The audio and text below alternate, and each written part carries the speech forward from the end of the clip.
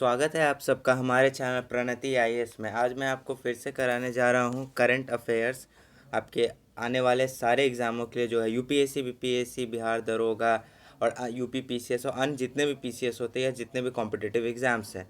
पहले हमारे एक यूज़र ने क्वेश्चन पूछा था, एक्सॉन वाल्डेज ऑयल स्पिल क्या है और इस डिजास्टर कैसे ह्यूमंस को अफेक्ट किया था।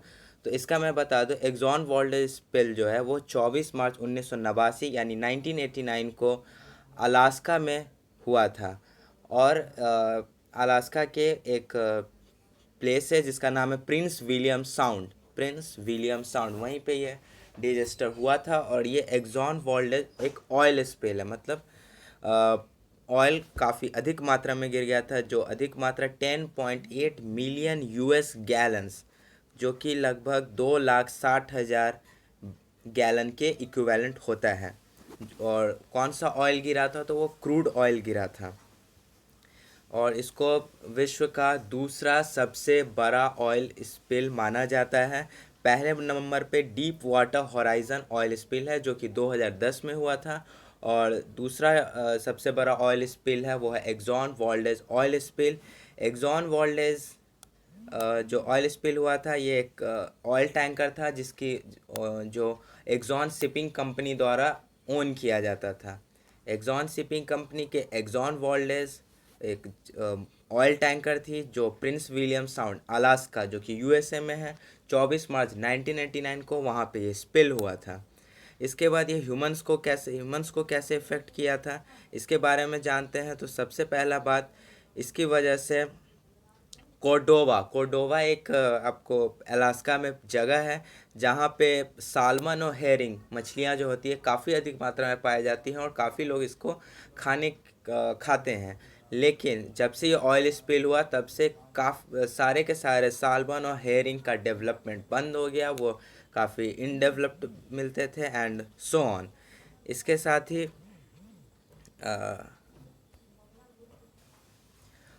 चेनेगा एक विलेज है, वो भी अलास्का के पास है। वहाँ पर इमरजेंसी बेस और मीडिया आउटलेट लग चुका था। और बहुत सारे बच्चों में भी ये ऑयल स्पिल का असर देखने को मिला, क्योंकि पानी तो आखिरकार वहीं से आती है। तो इस वजह से बहुत ही डैमेजिंग हुआ था ये एक्सॉन वाल्डेज ऑयल स्पिल, और बैंक्रप्सी की हालत तक आ गई थी। ये आप लोग ज़रूर से ध्यान। अब आते हैं हम अपने करंट अफेयर्स पे। तो पहला आज का करंट मतलब 24 अप्रैल, थोड़ा पुराने से स्टार्ट करते हुए हम लोग करंट पे आएंगे। पहला पार्ट हो चुका है, दूसरा पार्ट पे आते हैं। 21 अप्रैल 2020 को गुजरात सरकार ने लॉकडाउन के बीच सुजलम सुफलम जल संचय अभियान के तीसरे चरण की शुरुआत की। यह योजना 10 जून तक जारी रहेगी। इस योजना के तीसरे चरण के तहत गुजरात सरकार ने मानसून से पहले झीलों, नदियों, चेक बांधों को गहरा करने की योजना बनाई है। इसके द्वारा मनरेगा के तहत लोगों की भागीदारी के साथ सिल्ट को भी हटा दिया जाएगा।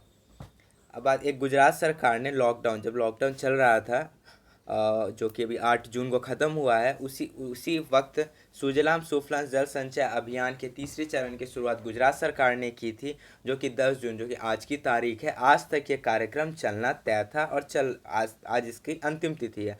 इस योजना के तहत झील, नदियाँ और जितने भी बांध होते हैं उनको गहरा करने की योजना बनाई, क्योंकि वहाँ पानी की थोड़ी दिक्कत है। इस वजह से अगर जल संचय अधिक मात्रा में होगा तो आगे चल के हमें कोई परेशानी नहीं होगी। आगे बढ़ते हुए 21 अप्रैल 2020 को पुणे नगर निगम ने साइम मोबाइल एप्लीकेशन लॉन्च की। इस ऐप को होम क्वारंटाइन लोगों की निगरानी के लिए विकसित किया गया है। पुणे नगर निगम ने 5 अलग अलग क्षेत्रों में टीम की नियुक्ति की है।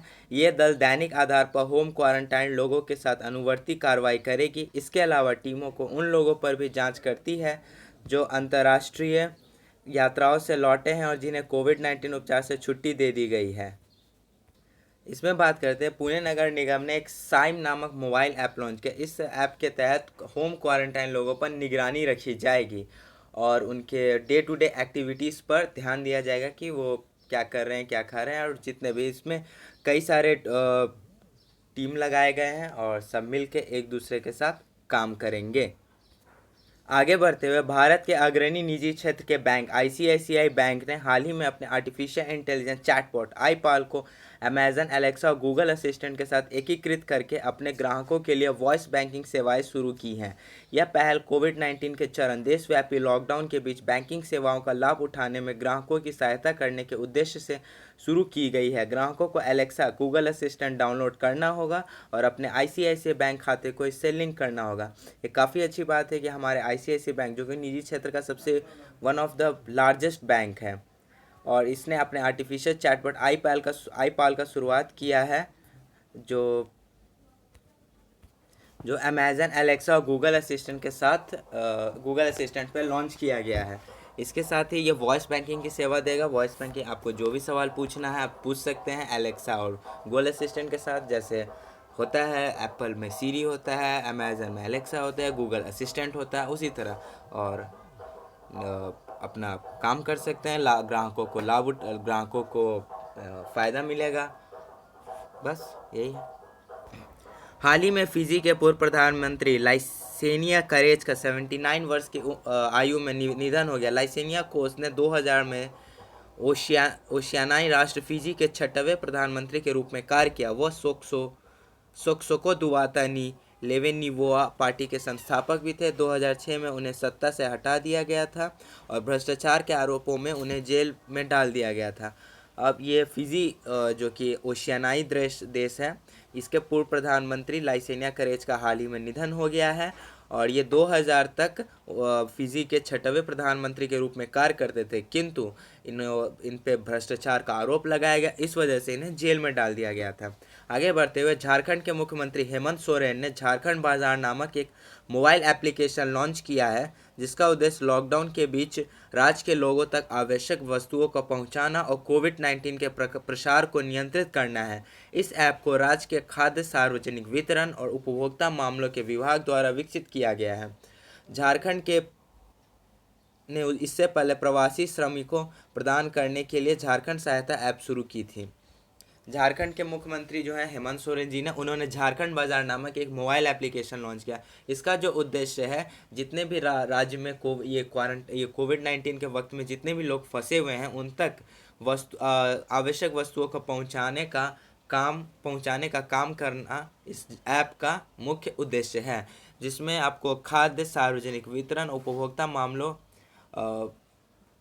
द्वारा विकसित किया गया है। खाद्य सार्वजनिक वितरण उपभोक्ता मामलों के विभाग जो होते हैं उसके द्वारा ये ऐप विकसित किया गया है। इससे पहले एक और चीज़ है, झारखंड सहायता ऐप भी लॉन्च किया गया था। यह ऐप प्रवासी श्रमिकों के मदद के लिए लॉन्च किया गया था। आगे है, हाल ही में जारी 180 देशों के विश्व प्रेस स्वतंत्रता सूचकांक वर्ल्ड प्रेस फ्रीडम इंडेक्स 2020 में भारत को 142वां स्थान मिला है, जबकि बीते वर्ष इस सूचकांक में 140वें स्थान पर था। प्रथम स्थान पर नॉर्वे, द्वितीय पे फिनलैंड और तीसरे पे डेनमार्क रहा है। अब बात करते हैं विश्व प्रेस स्वतंत्रता सूचकांक। ये सूचकांक वाला क्वेश्चंस काफ़ी आते हैं और मैंने पिछले वीडियो में भी ये डिस्कस किया था। आज फिर आया है एक वर्ल्ड प्रेस फ्रीडम इंडेक्स, विश्व प्रेस स्वतंत्रता सूचकांक, जिससे भारत का स्थान 2020 में 142 है, जो कि पिछले साल 140 था। 2 स्थान की कटौती हुई है हमारे में। इसके साथ ही प्रथम स्थान, द्वितीय स्थान, तृतीय स्थान खूब पूछता है, तो इस वर्ष प्रथम स्थान पर नॉर्वे है, दूसरे पे फिनलैंड है और तीसरे पे डेनमार्क रहा है। आगे बढ़ते हुए 22 अप्रैल 2020 को केंद्रीय मंत्रिमंडल ने फॉस्फेटिक पोटैशिक उर्वरकों के लिए पोषक तत्वों पर आधारित सब्सिडी को ठीक करने की मंजूरी दी। कैबिनेट ने अमोनियम फॉस्फेट जैसे जटिल उर्वरक के उपयोग को भी मंजूरी दी। उर्वरक की सब्सिडी पर खर्च होने वाला व्यय 22,186 करोड़ रुपए होने की उम्मीद है। नाइट्रोजन उर्वरकों को 18.78 रुपये प्रति किलोग्राम, पोटैश को 10.11 रुपये प्रति किलोग्राम और सल्फर को 2.37 रुपये प्रति किलोग्राम की दर से प्रदान किया जाएगा। अब है कि केंद्रीय मंत्रिमंडल ने फॉस्फेटिक पोटैशिक जितने भी उर्वरक मतलब आपके जो हम लोग खेत वगैरह में यूज़ करते हैं, उसके पोषक तत्वों पर आधारित जो सब्सिडी होता है, जैसे गैस में सब्सिडी कटता है, उसी प्रकार इसमें भी सब्सिडी कटने का निर्णय लिया गया है। और इसके साथ ही टोटल सब्सिडी पर खर्च होंगे 22,186 करोड़ 22,186 करोड़ रुपए और सबका एक नाइट्रोजन उर्वरक का 18.78 रुपये प्रति किलोग्राम निर्धारित किया गया है। पोटैश का 10.11 रुपये प्रति ग्राम और सल्फर का 2.37 प्रति किलोग्राम दर निर्धारित किया गया है। आगे है 22 अप्रैल 2020 को केंद्रीय मानव संसाधन मंत्रालय ने दीक्षा प्लेटफॉर्म पर विद्यादान 2.0 लॉन्च किया। इसका मुख्य उद्देश्य ई लर्निंग सामग्री का योगदान देना है और बच्चों को देश में कहीं भी और कभी भी अपने सीखने को जारी रखने में मदद करना है। कोविड-19 से उत्पन्न स्थिति की पृष्ठभूमि में विद्यालय 2.0 बच्चों के लिए स्कूल और उच्च शिक्षा दोनों को एकीकृत करने के लिए शुरू किया गया है। विद्यादान 2.0 को दीक्षा पर लॉन्च किया गया था। विद्यादान 2.0 शिक्षाविदों, संगठन और ई लर्निंग सामग्री को एक साथ लाएगा। योगदानकर्ता वीडियो, मूल्यांकन, पाठ योजनाओं और प्रश्न बैंकों के रूप में सामग्री साझा करेंगे। साझा की गई सामग्री को निगरानी विशेषज्ञों के एक पैनल द्वारा की जाती है। अब बात करते हैं केंद्रीय मानव संसाधन मंत्रालय, इसको HRD ministry, human resource development ministry कहते हैं, जिसके मंत्री वर्तमान में प्रकाश जावड़ेकर हैं। इन्होंने दीक्षा प्लेटफॉर्म पर, दीक्षा एक प्लेटफॉर्म है जिस पे विद्यादान 2.0 लॉन्च किया गया। इसका मुख्य उद्देश्य क्या है? ई लर्निंग, बच्चों में ई लर्निंग को बढ़ावा देना, क्योंकि कोविड-19 में सारे स्कूल, कॉलेज, कोचिंग संस्थाएं बंद हो चुकी हैं, उनको कुछ दिन के लिए क्लोज रखा गया है। तो इससे बच्चों की पढ़ाई में कोई हानि ना पहुंचे, इसलिए विद्यादान 2.0 लॉन्च किया गया है।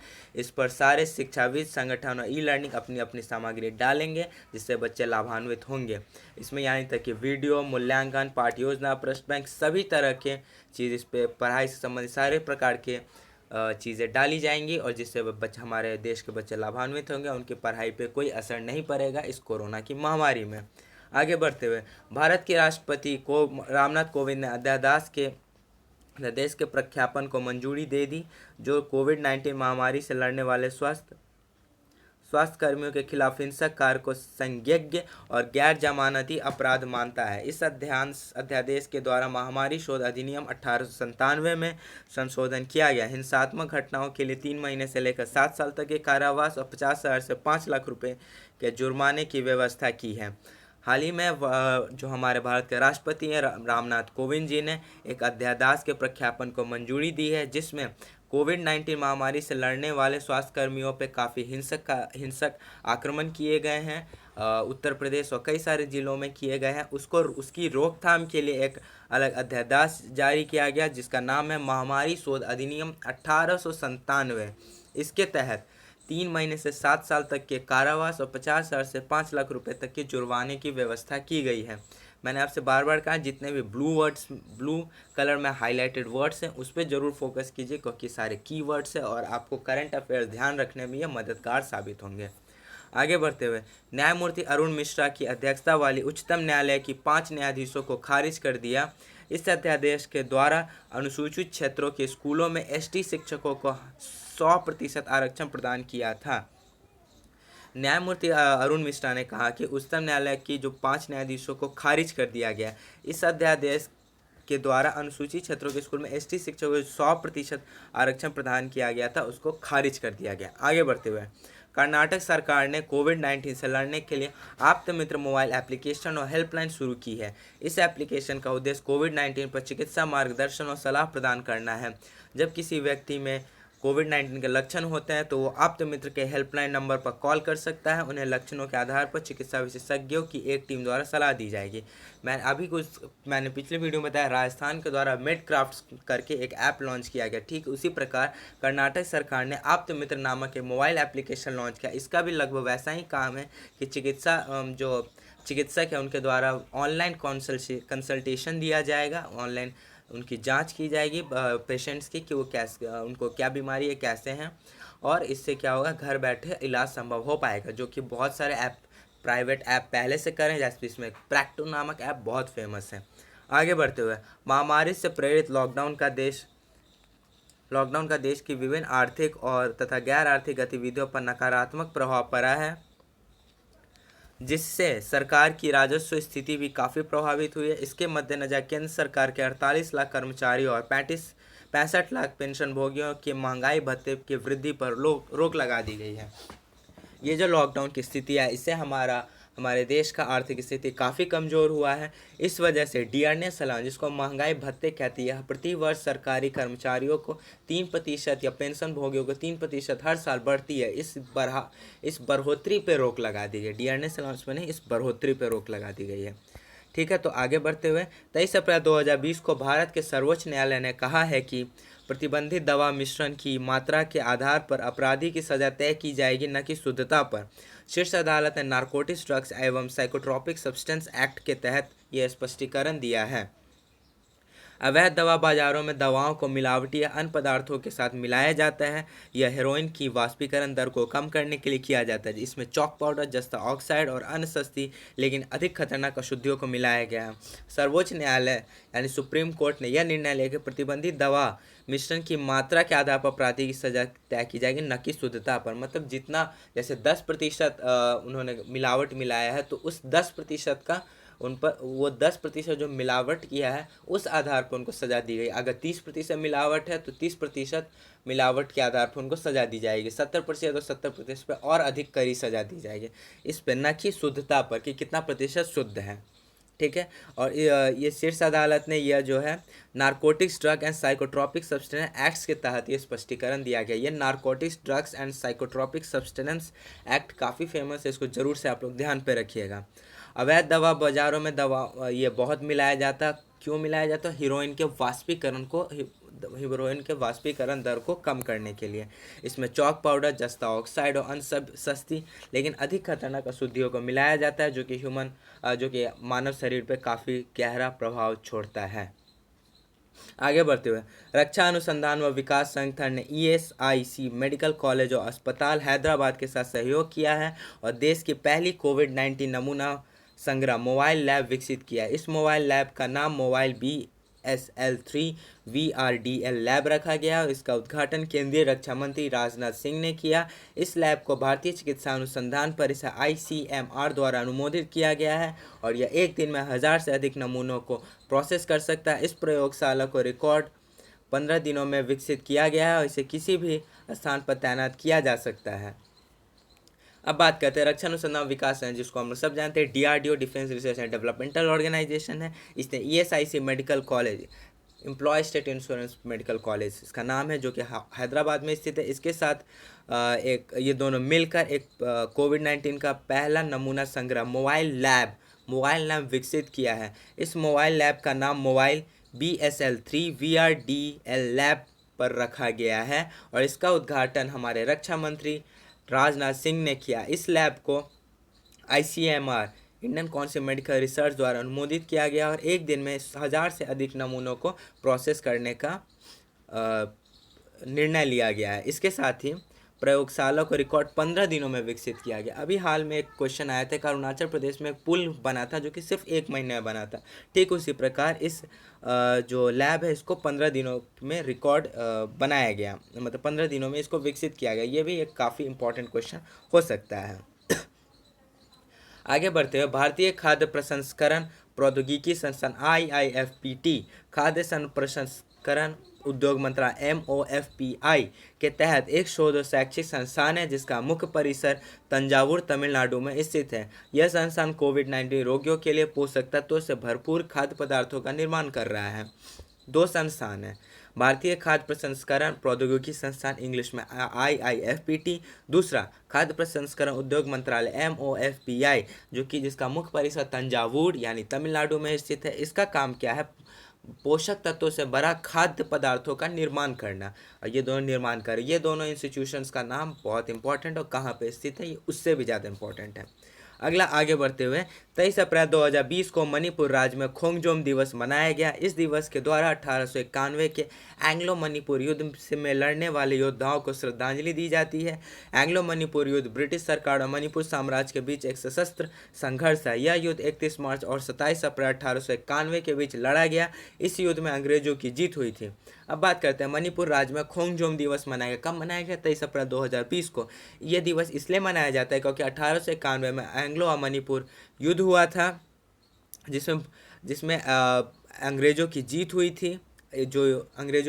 थी, किंतु मणिपुर ने काफ़ी साहस दिखाते हुए काफ़ी अच्छे से काफ़ी मेहनत से युद्ध किया था और अंग्रेज़ों को कड़ा जवाब दिया था, किंतु वे हारे, लेकिन अंग्रेज़ जीत गए। लेकिन युद्ध दिवस तो मनाया जा सकता है, क्योंकि मणिपुर के काफ़ी लोगों की जान गई थी इसमें। आगे बढ़ते हुए मिज़ोरम ने कोविड-19 नाम से एक मोबाइल एप्लीकेशन लॉन्च किया है, जो ट्रक ड्राइवरों को अन्य राज्यों से राज्य के लिए आवश्यक सामानों की आसान ढुलाई में सक्षम बनाता है। यह एप्लीकेशन ट्रक चालकों के लिए ऑनलाइन लाइसेंस या पास के रूप में कार्य करेगी। अंतर्राज्यीय वाहनों के चालकों को प्रवेश स्थान पर स्क्रीन किया जाएगा। इस एप्लीकेशन के साथ पंजीकरण करने पर उन्हें पास नामक एक लाइसेंस प्रदान किया जाएगा। मिज़ोरम ने कोविड-19 एक मोबाइल एप्लीकेशन लॉन्च किया। इसका काम क्या होगा? ट्रक ड्राइवर से, क्योंकि मिज़ोरम एक काफ़ी गरीब राज्य है, तो अन्य राज्यों के या सेंट्रल गवर्नमेंट की सहायता से अन्य ज़रूरत की सामग्रियों को लाया जाएगा ट्रक में डाल के। लेकिन ट्रक, क्योंकि लॉकडाउन के समय में अंतर्राज्यीय आवागमन बंद था, तो ये ऐप के द्वारा एक उन्हें जस्ट लाइक एज अ पास काम करेगा। और जिस राज्य में वो एंटर कर रहे होंगे, उस राज्य में वहाँ पे उनका चेकिंग किया जाएगा कि वो जो ट्रक ड्राइवर होंगे वो कोरोना से प्रभावित हैं या नहीं। अगर वो प्रभावित नहीं पाए जाएंगे तो उनको पास नामक एक लाइसेंस प्रदान किया जाएगा, जिसके मदद से वो सामान का आवागमन कर सकते हैं। आगे बढ़ते हुए किस्सा ख्वानी बाजार नरसंहार को 90 वर्ष बीत गए। 23 अप्रैल 1930 को खुदाई खिदमतगार आंदोलन के अहिंसक प्रदर्शनकारियों के खिलाफ ब्रिटिश सैनिकों द्वारा की गई नरसंहार कार्यवाही के रूप में इतिहास में दर्ज यह स्थल इंडो इस्लामिक स्थापत्य शैली का एक उदाहरण।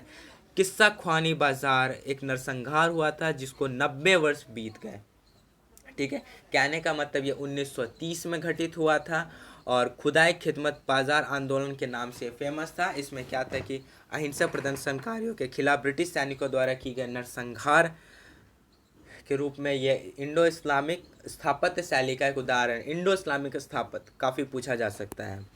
आगे बढ़ते हुए 24 अप्रैल 1992 को संसद द्वारा पारित 73वें संवैधानिक संशोधन अधिनियम ने देश के पंचायती राज संस्थाओं को संवैधानिक दर्जा प्रदान किया था। इस अवसर को मनाने के लिए 24 अप्रैल को पूरे देश में पंचायती राज दिवस के रूप में मनाया गया। यह आजकल काफ़ी हिट क्वेश्चन है कि पंचायती राज दिवस कब मनाया जाता है, तो 24 अप्रैल को मनाया जाता है और इसकी शुरुआत 24 अप्रैल 1992 को पारित 73वें संवैधानिक संशोधन अधिनियम द्वारा की गई थी। आगे बढ़ते हुए कोरोना वायरस संक्रमण को रोकने के लिए केंद्रीय औद्योगिक सुरक्षा बल सेंट्रल इंडस्ट्रियल सिक्योरिटी फोर्स द्वारा ई कार्यालय नामक एक ई ऑफिस एप्लीकेशन लॉन्च की गई है। ई ऑफिस एप्लीकेशन कार्यालयों में फाइलों की डिजिटल आवाजाही को सक्षम बनाता है, जो CISF कार्यालयों में भौतिक और पारंपरिक फाइल आंदोलन के समान है। इस एप्लीकेशन को इन हाउस तकनीकी टीम द्वारा विकसित किया गया है। CISF द्वारा विकसित किया है, जो एक ई ऑफिस नामक एक एप्लीकेशन लॉन्च किया गया। इस कोरोना के महामारी में कई सारे एप्लीकेशन लॉन्च किए जो कि आपको याद रखना होगा। कहीं हेल्थ से रिलेटेड, कहीं किसी से रिलेटेड, कहीं वापस लाने से रिलेटेड, कहीं वापस भेजने से रिलेटेड कई सारे ऐप लॉन्च किए गए, जिसमें एक CISF द्वारा ई ऑफिस ऐप लॉन्च किया गया है।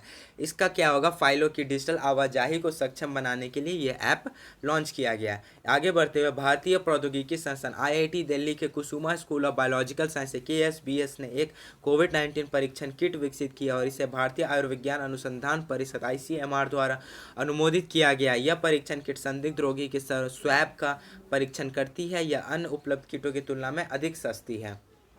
इसके बीच साथ ही साथ कोरोना महामारी के बीच कई सारे टेस्ट किट भी डेवलप किए गए कई सारे संस्थान के द्वारा। उसी में से एक है IIT दिल्ली के कुसुम स्कूल ऑफ बायोलॉजिकल साइंसेज द्वारा एक और किट विकसित किया गया है, जिसको ICMR Indian council medical research या भारतीय आयुर्विज्ञान अनुसंधान परिषद द्वारा अनुमोदित किया गया है। इसके साथ ही यह परीक्षण किट संदिग्ध रोगियों के स्वैब का परीक्षण करेगी और ख़ास बात यह है कि यह बाकी किटों के द्वारा की तुलना में काफ़ी सस्ती है। आगे बढ़ते हुए ओडिशा ने कोविड-19 महामारी के प्रसार को रोकने के लिए प्रवासी श्रमिकों के पंजीकरण के लिए एक पोर्टल लॉन्च किया, क्योंकि 5 लाख से अधिक प्रवासी श्रमिकों को लॉकडाउन उठाने के बाद राज्य में लौटने की उम्मीदें हैं। पंजीकरण के लिए फॉर्म पोर्टल covid19.odisha.gov.in पर उपलब्ध है। ओडिशा सरकार ने कोविड-19 महामारी के प्रसार को रोकने के लिए प्रवासी श्रमिकों को जो बाहर में अवस्थित है उनके पंजीकरण के लिए पोर्टल लॉन्च किया गया, क्योंकि 5 लाख से अधिक श्रमिक जो हैं वो बाहर है और राज्य में लौटने की उनकी उम्मीद है। इस वजह से covid19.odisha.gov.in पे एक फॉर्म पोर्टल लॉन्च किया है। उस फॉर्म पोर्टल को वो भरेंगे और उसके बाद पता चलेगा कितने वहाँ पर हैं और वापस आने में उनको मदद मिलेगी। केंद्रीय सूक्ष्म लघु व मध्यम उद्योग मंत्री नितिन गडकरी ने हाल ही के घोषणा के अनुसार उन्होंने 1 लाख ट्रिलियन काफ़ी ज़्यादा रुपए फंड की स्थापना के लिए एक योजना तैयार की है, जिसे कैबिनेट की मंजूरी के बाद लॉन्च किया जाएगा। इस फंड का उपयोग सार्वजनिक उपक्रमों, केंद्र और राज्य सरकारों और प्रमुख उद्योगों द्वारा MSME को भुगतान करने के लिए किया जाएगा। इससे बाजार में तरलता बढ़ने की भी उम्मीद है। केंद्रीय सूक्ष्म लघु व मध्यम उद्योग मंत्री जो हमारे नितिन गडकरी साहब हैं, उन्होंने घोषणा की है कि 1 ट्रिलियन रुपए फंड की स्थापना, 1 ट्रिलियन जो कि कितना बताओ 10,000 करोड़ के करीब होता है, काफ़ी ज़्यादा है, जिसे कैबिनेट ने मंजूरी दी है। और इस फंड का उपयोग उपक्रमों, केंद्र और राज्य सरकारों और प्रमुख उद्योगों द्वारा MSC micro small and mini जो भी है उसके केंद्रीय सूक्ष्म लघु मध्यम उद्योग मंत्रालय द्वारा यूज़ किया जाएगा और उनके जो फैक्ट्रीज होते हैं उनके द्वारा, मुझे फुल फॉर्म नहीं पता। हाल ही में अमेरिका USA में कोविड-19 के कारण बेरोजगारी में हो रही वृद्धि को देखते हुए H-18 वीज़ा सहित प्रवासी कामगारों से जुड़ी अन्य सभी योजनाओं को स्थगित करने की मांग तेज हुई है। USA में बेरोजगारी दर काफ़ी अधिक बढ़ गया है, इसलिए H-18 वीज़ा सहित प्रवासी कामगारों द्वारा कामगारों से जुड़ी अन्य सभी योजनाओं को स्थगित करने की मांग काफ़ी तेज हुई है। आगे बढ़ते हुए प्रधानमंत्री नरेंद्र मोदी की अध्यक्षता में केंद्रीय मंत्रिमंडल में प्रधानमंत्री किसान सम्मान निधि योजना PM किसान स्कीम के तहत असम एवं मेघालय राज्यों तथा जम्मू एवं कश्मीर और लद्दाख केंद्र प्रशासित प्रदेशों के लाभार्थियों को लाभ प्रदान करने के लिए डेटा की आधार सीडिंग की अनिवार्य आवश्यकता में 31 मार्च 2021 तक छूट देने की मंजूरी प्रदान की। नरेंद्र मोदी द्वारा PM किसान स्कीम एक किसान सम्मान निधि योजना शुरुआत किया गया, जिसके तहत असम और मेघालय राज्य, जम्मू कश्मीर और लद्दाख जैसे केंद्र शासित प्रदेशों को लाभ प्रदान करने के लिए डेटा की आधार सीडिंग की जाएगी और यह आधार सीडिंग 31 मार्च 2021 तक छूट प्रदान करने के लिए की जाएगी। आगे बढ़ते हुए हाल ही में भारतीय रिजर्व बैंक ऑफ इंडिया द्वारा खुला बाजार परिचालन ओपन मार्केट ऑपरेशन OMO के तहत सरकारी प्रतिभूतियों को एक साथ खरीद और बिक्री करने हेतु निर्णय लिया गया है। रिजर्व बैंक ऑफ इंडिया ने खुला बाजार परिचालन को की फिर से शुरुआत करने के लिए शुरू करने के लिए हाल ही में सऊदी अरबिया ने नाबालिगों द्वारा किए गए अपराधों के लिए मृत्युदंड की सज़ा के प्रावधान को समाप्त कर दिया है। ध्यातव्य है कि इससे पूर्व सऊदी अरब में कोड़े तथा चाबुक मारने की सज़ा को प्रतिबंधित कर दिया गया था। सऊदी अरब में जो नाबालिगों द्वारा जो भी अपराध किए जाते हैं उसमें मृत्युदंड की सज़ा को समाप्त कर दिया गया है, लेकिन और पूर्व में सऊदी अरब में ऐसा था कि कोड़े तथा चाबुक मारने की सज़ा को प्रतिबंधित किया गया था, लेकिन मृत्युदंड था, तो अब इस मृत्युदंड को भी हटा दिया गया है। आगे बढ़ते हुए centre for science and environment CSE की रिपोर्ट के अनुसार भारत के 2 प्रमुख खनन जिलों में जिला खनिज foundation district mineral foundation course के तहत बच्चों के लिए क्रेंच खोले गए हैं। आजकल ज़्यादातर ऑफिस या दफ्तरों में ऐसा निर्धारण किया गया है, क्योंकि बहुत सारे महिला होते हैं जिनके छोटे छोटे बच्चे होते हैं, तो शिशु गृह यानी क्रेच रहना आवश्यक किया गया है। उसी तरह centre for science and environment के रिपोर्ट के अनुसार भारत के 2 प्रमुख खनन जिलों जिला खनिज फाउंडेशन के तहत बच्चों के लिए क्रेंच और शिशु गृह खोले गए हैं। आगे बढ़ते हुए सर्वोच्च न्यायालय ने 47 वर्ष पूर्व केशवानंद भारतीय बनाम केरल राज्य 24/1973 मामले में संविधान के आधारभूत संरचना का ऐतिहासिक सिद्धांत दिया था। 47 वर्ष पूर्व एक केस था जिसका नाम था केशवानंद भारती बनाम केरल राज्य, उसको आज उसकी आधारभूत संरचना 47 वर्ष पूर्व दी गई थी। ये भी इम्पोर्टेंट हो सकता है, खासकर ये केशवानंद भारती बनाम केरल राज्य जो 24 अप्रैल 1973 को हुआ था, काफ़ी ज़्यादा पूछा जाता है। हाल ही में बैंगलोर इंटरनेशनल एयरपोर्ट लिमिटेड ने अपनी कॉर्पोरेट सोशल रिस्पॉन्सिबिलिटी सीएसआर के हिस्से के रूप में 500 देवनहल्ली पोमेलो का पेड़ लगाने का निर्णय लिया है। Bangalore international airport limited BIL ने कॉर्पोरेट सोशल रिस्पॉन्सिबिलिटी सीएसआर के तहत 500 देवनहल्ली पोमेलो नामक 500 पेड़ लगाने का निर्णय लिया है। अरुणाचल प्रदेश की दिबांग घाटी में प्रस्तावित 3097 मेगावाट की एटालिन जल विद्युत परियोजना वजह से लगभग 2,70,000 पेड़ों की कटाई होने से जैव विविधता पर पड़ने वाले प्रभाव को लेकर विभिन्न पक्षों में अंतर्विरोध की स्थिति उत्पन्न हुई है। अरुणाचल प्रदेश की दिबांग घाटी में प्रस्तावित 3,097 मेगावाट की एटालिन जल विद्युत परियोजना, इसकी वजह से 2,70,000 से अधिक पेड़ों की कटाई होने से जो जैव विविधता, बायोलॉजिकल डाइवर्सिटी, उस पर काफ़ी अधिक प्रभाव पड़ा। जो अरुणाचल प्रदेश फॉरेस्ट और जंगल से घिरा रहता था और कई सारे जानवर वहाँ मिलते थे, उसमें काफ़ी कटौती हुई है। तो इससे अंतर्विरोध की स्थिति उत्पन्न हो गई है।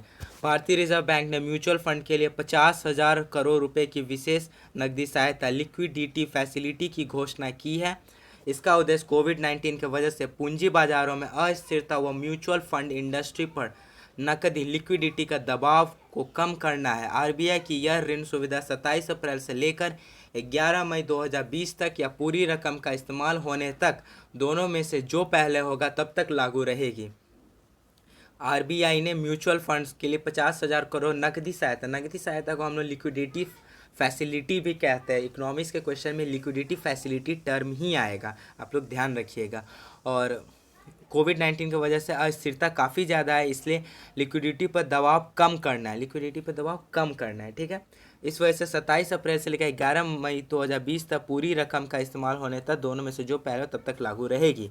आगे बढ़ते हुए, सार्वजनिक क्षेत्र को बिजली कंपनी एनटीपीसी हाइड्रोजन ईंधन सेल से चलने वाली 10 इलेक्ट्रिक बसें और 10 कार खरीदने के लिए वैश्विक स्तर पर रुचि पत्र मंगाया गया। कंपनी की योजना इन बसों और कारों का परिचालन दिल्ली और लेह के बीच करने की है। नवीन एवं नवीकरणीय ऊर्जा मंत्रालय के सहयोग से इस पहल को पायलट परियोजना के आधार पर दिल्ली और लेह से लागू किया जाएगा। NTPC national thermal power corporation ने हाइड्रोजन ईंधन सेल से चलने वाली 10 इलेक्ट्रिक बसें और 10 कार खरीदने के लिए वैश्विक स्तर पर रुचि पत्र मंगाया है, ठीक है। इसके साथ ही ये कार जो है और बस ये दिल्ली और लेह के बीच चलेंगे, क्योंकि इन दोनों के बीच वैसे पेट्रोल पंप अधिक मात्रा में नहीं पाए जाते हैं। नवीन और नवीनकरणीय ऊर्जा मंत्रालय के सहयोग से इस पहल को पायलट परियोजना के आधार पर दिल्ली और लेह के लिए लागू किया जाएगा।